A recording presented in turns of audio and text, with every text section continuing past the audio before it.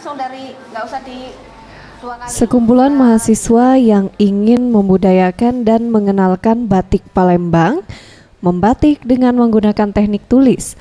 Tidak ada perbedaan membatik cara Palembang dengan membatik cara Jawa.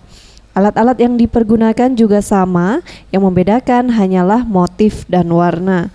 Jika batik Jawa menggunakan motif parang dengan dominasi warna coklat muda, batik Palembang menggunakan motif bunga dengan warna cerah khas Melayu seperti merah dan kuning cerah. Resti, salah seorang mahasiswa perguruan tinggi di kota Palembang, tertarik untuk membatik karena ingin melestarikan budaya dengan membatik.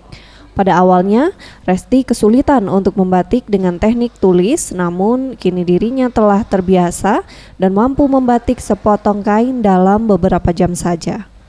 Sebenarnya untuk pemula, ya namanya belajar kan kita sedikit kesulitan, tapi untuk sekarang ini di mana kita selalu belajar kan, jadi dia lebih mudah daripada yang Dina Srinindiati, pengajar membatik, mengatakan kesadaran anak muda sekarang untuk mempelajari dan mendalami budaya cukup tinggi.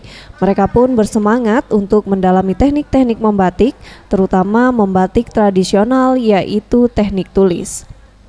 Kalau saya melihat dari mahasiswa ya, pemakaian batik sendiri kayaknya sudah mulai mulai familiar lah ya, mulai familiar. Artinya saya melihat dalam masa mereka perkuliahan sudah banyak memakai kain lung, memakai baju-baju batik ya, itu mungkin batik-batik kreasi. Batik Palembang memiliki sekitar 17 motif khas dan mulai hilang produksinya sekitar tahun 1950-an karena kurangnya regenerasi seniman batik, mahalnya bahan baku sutra, dan adanya faktor modernisasi fashion dari barat. Tim Liputan, Sriwijaya TV.